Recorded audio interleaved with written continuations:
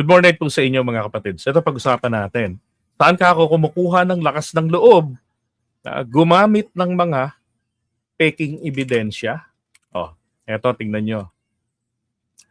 Dito nahuli na agad. Salamat sa post ni Benji Contreras. Napakinggan ko rin ito sa FB yung video na sinasabi nila Trillanes na yung isang sasakyan ay nakarehistro pala sa asawa ni Mike Defensor. Nabanggit din ni attorney ni Yuse Claire Castro yan.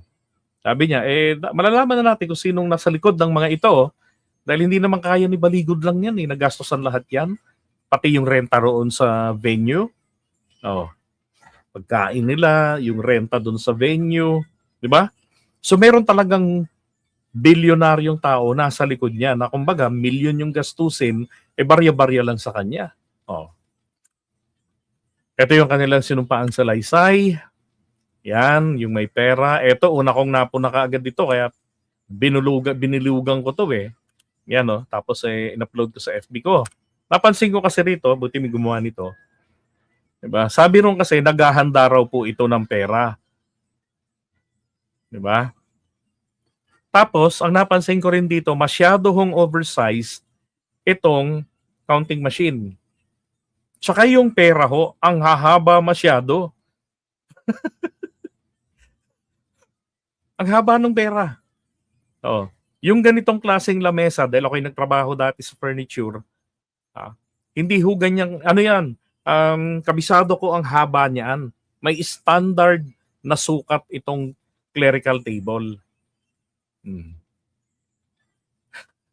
Ang pera, hindi ho yung tatlong perang papel na pinagdugtong-dugtong mo ang buong width ng lamesa na yan. Formica pa nga ang ibabaw niyan eh. Oh, yung natutupi na top na table, pang tabletop pang yung ibabaw. At di puti yan, gray ang kulay niyan. Oh, bukod pa diyan, 4x7 usual na mesa, di ba? Tapos ito pa. Yan bukod sa takip ng rice cooker, alam mo, ang totoo dito, wala talaga yung pera. No? Sabi ko nga, clerical table lang naman ito. Kasi yung lugar po ay bodega. Diba? Bodega yung lugar eh. Kita nyo yan? Ito, nilagay na lang din yan. Alam nyo ba kapag ka AI, isa sa isinasablay po ng AI, ay yung mga letra hindi mo mababasa. Yan. Minsan makikita mo parang Greek yung pagkakasulat. Ganyan ang AI. Sabi nila ang AI walang anino. Hindi may anino na AI ngayon. Ito, ang ginawa dito, nilagay lang itong mga naka-plastic na yan. Tignan nyo yung anino. Ang anino papunta rito. Di ba? Pag ganon, ang anino. Oh, yan. Pero tignan nyo naman, ba't may anino rito? At dark pa. Tapos, tignan natin yan. So, tinignan ko to. Hindi po ito 2020 ha. 202 OF-S-9702. Apparently, hinanap ko kung anong product ito. Wala ko nakita. Sa Shopee, sa Lazada, sa Google, wala. Okay? Pero patunay ito na ito po ay isang bodega yung lugar na yan.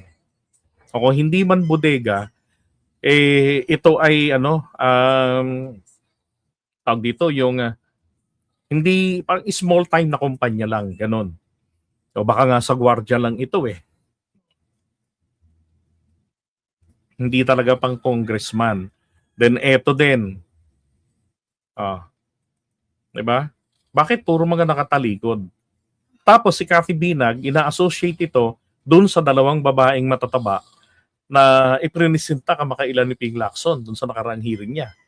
Diba? Yung nauna pang dalawa ha. Yung sinasabing tauhan nung nakatira doon sa nabili daw ni Martin Romualdez na property na idinaan kay Diskaya. Na itinanggi naman ni Diskaya na never pa ako nakapasok diyan. Yan, sila yung mga nagpi-prepare daw kasama yung may hawak ng takip ng rice cooker. Ito, 'di ba, na-debunk din ito na ito pala ay isang bodega. At yung bisikletang sinasabi nila, ibang-iba yung tinidor. Puti yung dulo ng tinidor, yung may picture ni Stella Kimbo. Dahil ang kamukha ng helmet at saka nitong bisikleta kulay itim, yung BMX bike.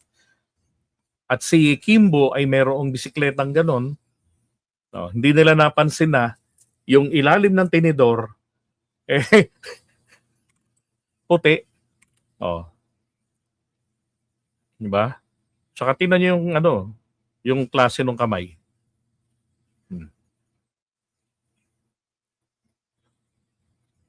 Ayan Ito yung original. Nakababa lang yung kanyang kamay. At saka ang tanong ko nga bakit itong mga to, hindi nila na-identify yung mga taong yan? Ito, binanggit nila yung pangalan, di ba? Nasaan ang testimonya ng mga ito? Provide pa nila yung pangalan in public. Hindi ho ba bawal yan? So ang tanong, eto bang mga to ay totoong tao? Kasi kung totoong tao tong mga to, pwede silang kasuhan.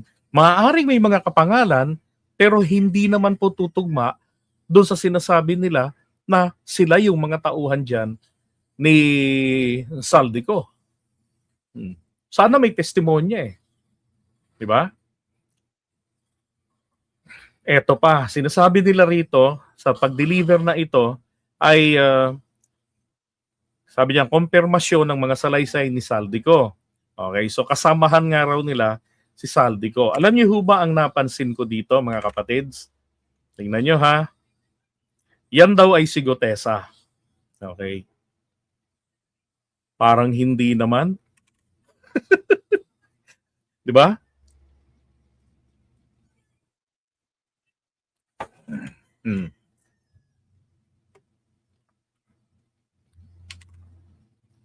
Di ba?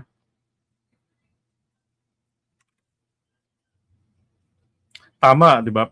Sinong tanga ang tatanggap ng illegal para magpa-picture? Magpapa-picture tapos illegal yung kinuha nila. Hindi naman si Gutesa Layo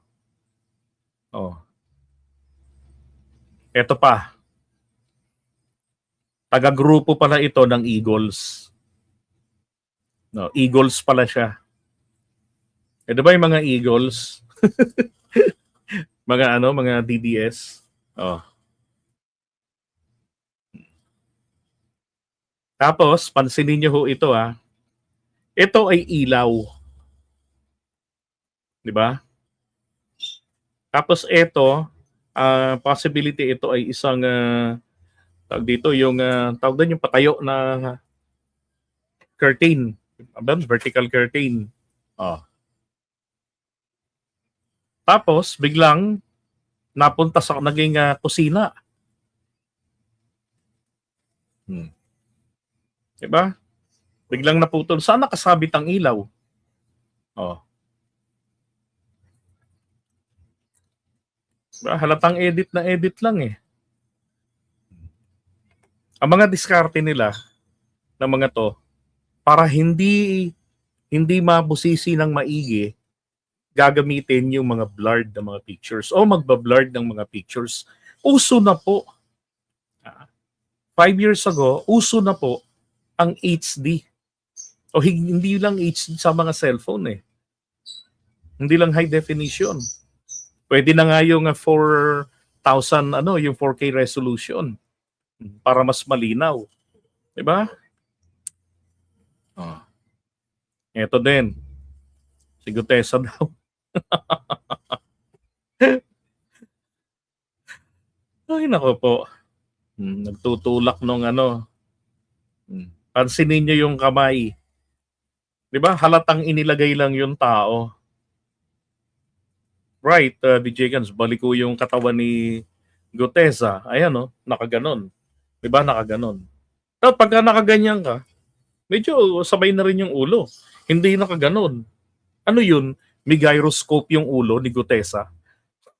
Na kahit na iganong-ganon mo yung katawan, yung ulo, steady. 'Di ba? Oh, eto lang, oh. Ano to, masakit ang mga daliri at ito yung ginagamit sa pagtulak. 'Di ba dapat pagka nagtutulak 'yan, ito nakaganon. Oh. Tingnan mo pati yung lalaki, oh. Parang nahihiya. Hmm. Tapos yung 'di ba yung resolution nito, maganda-ganda. Pagdating kay Gutesa, sobrang labo. Oh, yung color quality nila pareho.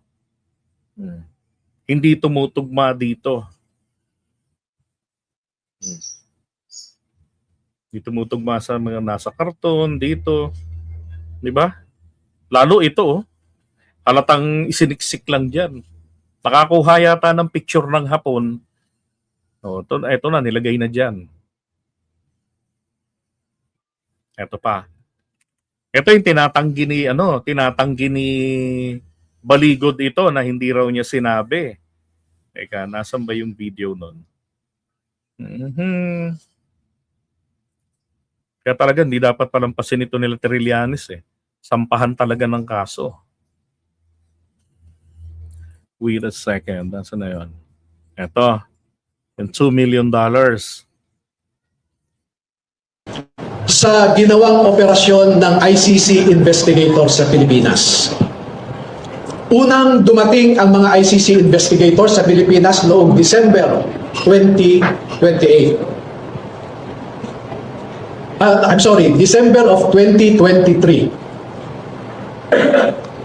At bago mag-December 2023 ay inutusan sila na magpapalit ng peso to dollars. Dalawang maleta na ang bawat maleta ay may nilalaman na 56 million pesos. Dalawang maleta na may lamang 56 million. Sobrang laki ng maleta na yun, ha. Kasi yung kay Gutesa, 48 million. 'Di ba? Pinadescribe sa kanya yung maleta, yung Rimowa, mataas. Oh. Ito, an oversized na ito, 56 million na yung laman. Kaya nakapagpalit sila ng equivalent to $2 million. $2 million? Para saan? Sabi ng mga executive assistants ni Ginoong Saldico ay Ito pa. Bakit hindi niya kinuha ang statements ng mga executive assistants ni Saldico? 'Di ba? So nagmumukha tuloy hearsay. Wala siyang mailatag na ebidensya. Wala diyan sa 16 ex-Marines at 2 peke. Oh. Ang may bit-bit ng testimonyang yan. Kaya siya yung nag-deliver. Pero nasaan ang ebidensya? Kailangan dyan ng sworn statement ng mga executive assistants ni Saldico. hahandaan daw nila ang pagdating ng foreigners. At kalaunan ay nakilala ng mga ito na ang foreigners na binabanggit ay mga ICC investigators. At nakapaloob dito na ang ginawa nila ay mag-interview ng mga witnesses na ipinapaarating sa kanila ni Sunny Trillanes. Wala silang ibang in-interview na mga witnesses kundi ang mga tao lamang na pinapadala ni Sunny Trillanes. At ibinigay kay Sunny Trillanes ang pondo para sa pag-asikaso sa mga ICC investigators na ito. Kaya naman po, lahat ng sasakyan na ginamit, lahat ng hotel accommodations ay sinagot ni Saldico at sa ni Sunny Trillanes. Yun ang kanyang claim, di ba? Ang ano rito, nasaan yung mga pruweba? Oh, meron na naman silang sinubmit ng mga pictures. Actually, doon nga sa isang interview niya sa Storycon, di ba? Nagulat sila Ed Lingaw sa kanya. Kasi itinatanggi niya, hindi raw niya sinabi yan. Yung sa $2 million na yan. Ayan ang linaw-linaw, oh. Oh. Ako nahirapan maghanap ng video na yan kasi gusto ko makita talaga sinabi ba niya o hindi. It gives me hard time. Kasi yung nakuha kong kopya, doon ako kumuha ng kopya sa upload ni ni Mike Defensor. Bakit wala? Tsaka napansin ko parang umikli yung video. Naging dati 48 minutes yun eh. Umikli. Nabawasan pa. Now, balikan natin.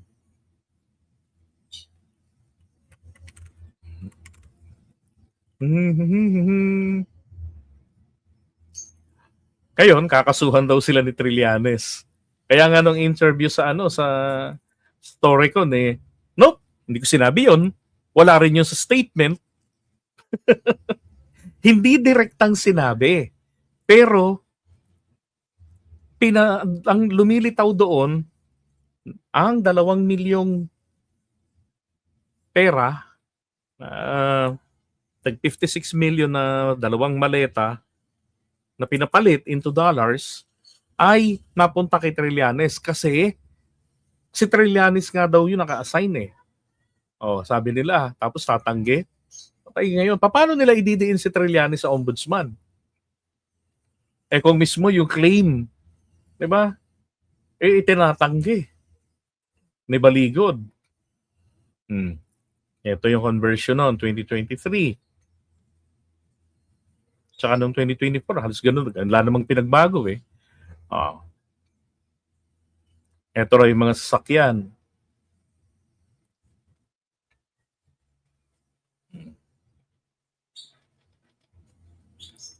Ito pa. Ayan, ito yung kay Trillanes. Okay, so ito yung mga testigo nila. Ito daw ay si Chantal. Hindi papayag ang mga taga-ICC na may kasama sila na kinukunan-kunan sila ng pictures kahit na ng palihim. Diba? Ito, malamang inedit na naman nila ito. Dahil nakita nila dito. Tapos, ito pa. Malay ba natin na kung sinong mga Amerikano lang itong pinagpipicturan nila? Diba? Oh. Mainam sana kung ka-selfie man lang nila. Kaya nga lang bawal eh. 'Di ba? Tsaka ang sabi, naghatid lang sila.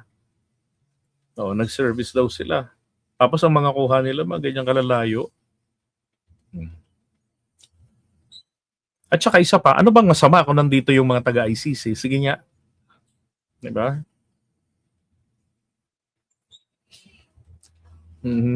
Ayan kay Trillanes.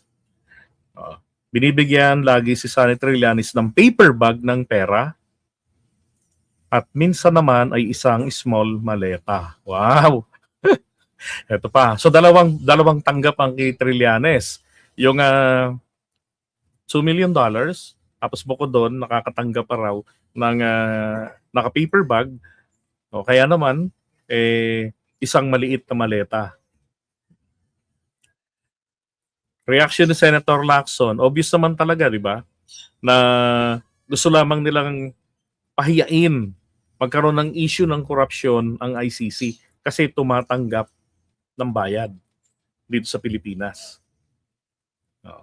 Sinisira nila yung credibility nung mga humahawak ng investigasyon. Para pagdating doon sa ICC, akala nila magiging ganun katanggap-tanggap yung parang asal DDS lang. Kung ano yung sinabi nila, tinatanggap, hindi na ini-evaluate. Totoo kaya to? Wala nang ganon.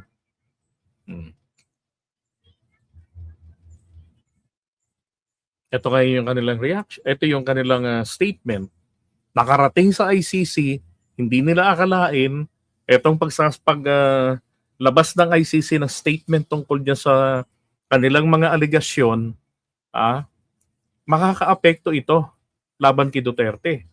Kasi nabanggit din nung day one na merong nakalimutan ko yung exact na term na binanggit eh. Nabanggit doon na merong mga online attack dogs etong akusado. Oh, ito ngayon yung maliwanag na manifestation. 'Di ba? Yung paglabas nila actually nung 18 Mini Gutesa na bitbit ni Baligod bilang handler nila ay dalawa ang purpose noon. Unang-una, to discredit o kaya naman kumbaga parang pang pahuhina ng impact kasi nabubulgar doon, nababanggit doon sa confirmation charges ni Duterte yung yung mga ebidensya nila, ng mga aligasyon nila laban sa kanya na papaano nagkaroon ng Auckland Double Barrel, papaano ito na-implement, papaano yung kanyang mga pag-amin sa publiko, mga under oath statements niya. 'Di ba? Makikita doon. So, isang dahilan din kaya sila lumabas ay a day before ng EDSA People Power celebration. Para saan? Hoping na magkaroon ng destabilization against the government. So, kumbaga, na-hijack na naman nila sana yung rally ng iba. Ang problema, wala. Mukhang yung mga nag-celebrate ng EDSA at 40, mukhang hindi rin talaga naghakot ng mga tao nila. Hindi naging katulad nung September 21 at nung November. Hindi ganun karami. Konti lang talaga. Sabi ko nga, nilangaw. Pero ang dahilan yata rito, para hindi ma-hijack. Di ba? Anong sabi nung isang naghahangad na mapatanggal na si PBBM, nag-set ng February rally? Sana ito na yung huli. Matanggal na siya rito. Sabi naman ng isa, ako talaga nakakatiyak matatanggal na dito si BBM. Wala silang bilang. Ilang piraso lang sila sa harap ng Robinson's Galleria sa EDSA. Do sa may sakayan. 'Di ba? So, kapag itong mga to ay napaniwala nila sa mga kwentong gubat nila, mga kwentong batis, at nagwala, nilusob ang Malacanang, sila bibida ngayon. Na kasi kami yung naglabas ng katotohanan sa pamamagitan ng bagong bayani na 18 Mini Gutesa. Kaso hindi ganun. Yung in-expect nila, wala. As in, wala. Boring lang ang nangyari doon sa inaasahan nila na makakapaghasik ng galit sa taong bayan. Hindi nagkaroon ng matinding impact yung ginawa nila. Bagkos ang impact nitong matindi doon sa ICC laban kay Duterte. Delivery nila. Okay. Ito, tiningnan ko yung location nito. Dito pala yung bahay ni Chis Escudero sa Hemadi. Ito, bahay ni Chis Escudero daw.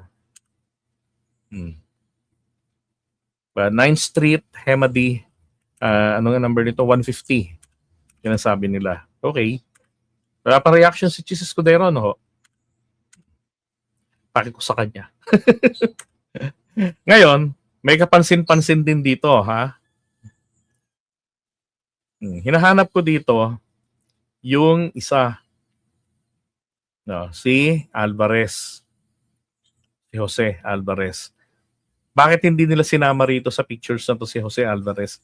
Si Jose Alvarez, ito yung dating presidente ng PDP Laban na lumaya sa kanila. 'Di ba? Wala lang, nahanap ko lang bakit ganon. So ito yung mga kumakalaban talaga sa Duterte administration. 'Di ba? Kapansin-pansin, sila yung pinalilitaw na tumanggap. Ang mali nila, sinaksak pa nila rito etong mga aktivista. Mas may prinsipyo pa yung mga yan sa kanila. Iba lang ang Iba lang ang ideology ng mga yan. Lalo si Paduano, si Leila de Lima. Di ba? Ay nako.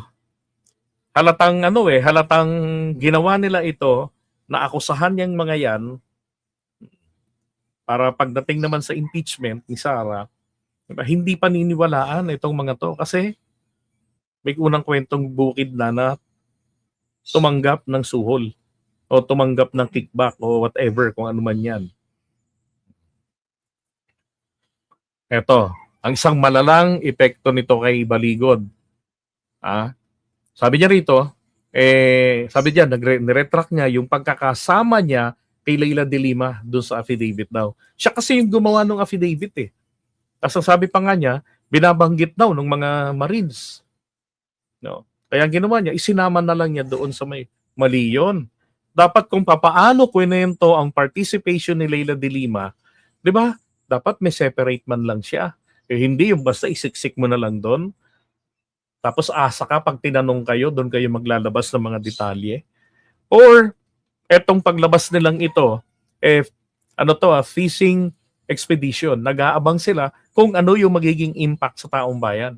Paano bubutasin sila rito. Diba? Kaya nga may ongoing recruitment yata ng second batch. Sabi ni Mike Defensor, milalabas pa raw second batch. Ano yun? Motion dancer? Kulang pa sa ensayo? Oh. Tito Soto.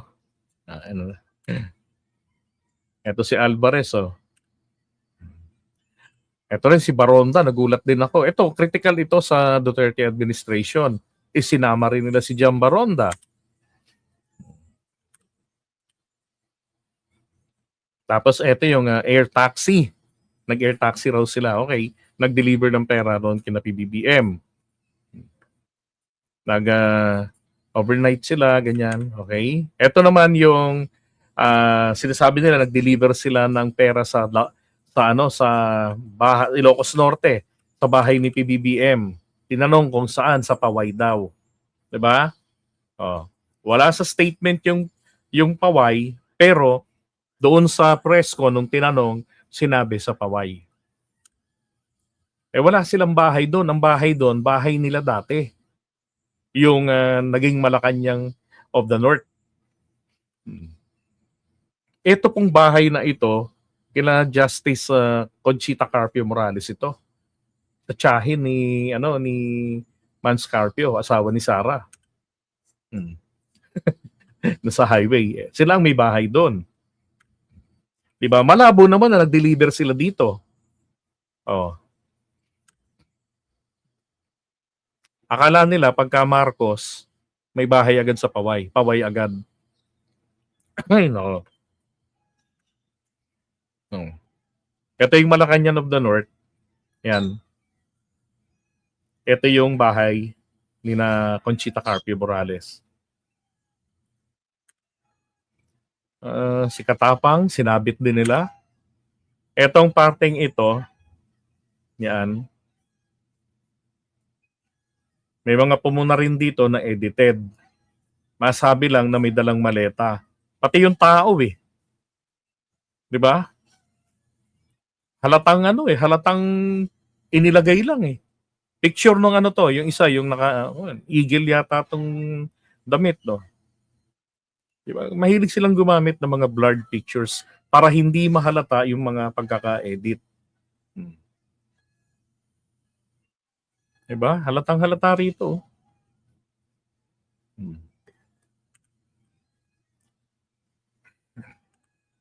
Yan yung air taxi nila na ginamit. And kakasuhan din sila ni Anyo. Okay. Tapos, ito yung napansin ko po, yung logo ng mga nakatsaleko. Kayo baka alam nyo kung anong kumpanya yon. Ito ha. Yan. Ito rin Wala na naman yung ulo.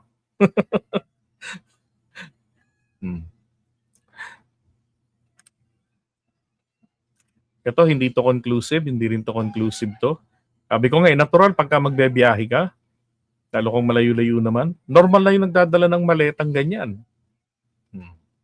Diba? Ito, malamang sa hotel ito. May pa Diba? Ito raw taga-media. Sabi nila, may nagsasabi si Captain Ying ito, pero parang hindi naman. Then, ito yung logo, mga kapatids. Hinanap ko yan, yung logo na yan. Tingnan nyo ha. Oh. Kapag ka AI, ganyan na nagiging sulat. Parang Greek. Diba? Bakit ganyan? Dapat ano yan ground services. Yung tawag dyan sa kumpanya na nagaganyan dyan sa nagkakarga sa eroplano, sa helicopters, ground services yan. Airport ground services. Nahanap ko na kagabi, kaya daw nakapag-live, yung mga logo-logo, nakita ko yung mga logo. Wala, pati nga mismo ang AI, hindi mahanap yan. Iba ang ibinibigay. Ibinibigay nila, existing. Pero ito talaga hindi mahanap yung logo na yan. Tingnan nyo, parang Hebrew nga yung dating Oh. Ito pa tingnan nyo naman. 40 kilos lang ito. Pero tingnan mo naman yung pagbubuhat nila. Hirap na hirap. Di ba? Ang tanong, maleta ba talaga yung binubuhat niyan sa original nito? Mukhang hindi pa nga Pilipino tong mga to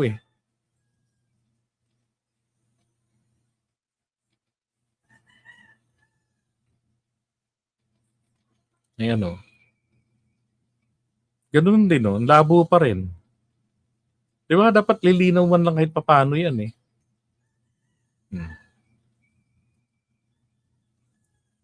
Hindi rin nila pinoprovide yung lugar kung saan yan.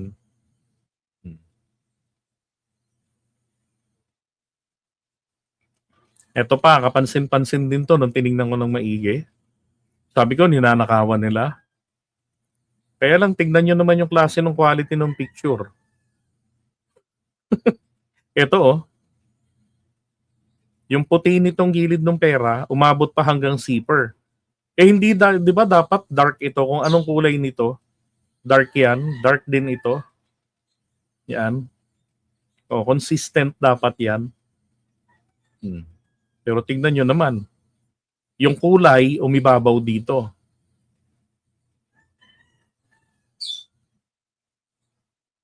Saka ito, tingnan ninyo.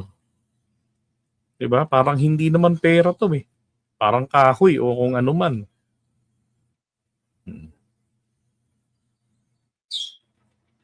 Ganun din to. Diba? Rumble-rumble yung pagkakalagay. Diba?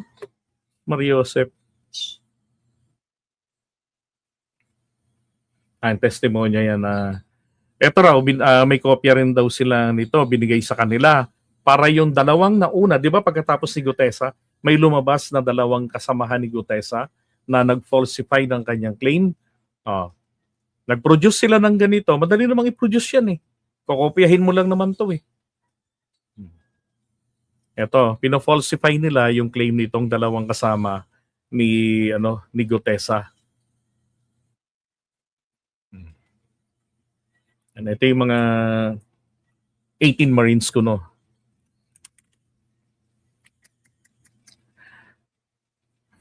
mukhang ang nagmamadali talaga. Diba? Ngayon, dun sa Senate hearing, dun talaga sila ngayon mapupukpok dyan ng maigi. Yun ang maganda dyan. Dapat talaga yung mga yun mapakulong yan. Diba? Ano yan, pagkakaalam ko, bilisan nyo, ipasok agad ang maleta dyan. Bakit parang may shooting film? Kaya nga di ba? Illegal yung gagawin, may mga picture taking. Tsaka ba't hindi na lang sila yung nagbuhat? Gagamit pa ng ground services. Diba? Papaano kung biglang bumuka yung zipper? Diba? Tsaka alam naman na yung mga ganyang mga mali-maleta. O may mga nagbubukas yan. Diba? Issue yan Tapos hahayaan na lang nila na ground services yung magbubuhat. Kalokohan yan. Okay? So, iwan na nga muna natin to. Okay, sukat muna natin yung ating live. Mamaya na tayo uli mag-live nanunuyo na lalamunan ko Ano na pala, mag-aalas 10 na. Alright, so maraming salamat sa inyo. So, pasensya na kayo. Medyo masakit yung katotohanan, pero talaga namang kung titignan nyo hong maigi, diba? Tanong ko nga paski naman si Baligod, alam niyang basura yung mga attachments nila. Bukod pa dun sa butas-butas nila na na mga testamento. Ano yun? 805 billion. Sino ba ang nagnakaw? Ang 18 Marines ba o si VP? Kasi hindi naman ang magsangkot innocent daw. Accusing of someone receiving money, if not through reckless disregard for truth, yan. Aside from libel, perjury ang kaso. Aray. Pwedeng ma-implicate si Baligod as a principal by inducement or a co-conspirator. Naku, sana nga. 'Di ba? Kasi kay Miriam Santiago hindi siya natuluyan Hindi siya tinuluyang ipa-disbar. So, sana ngayon, 'di ba?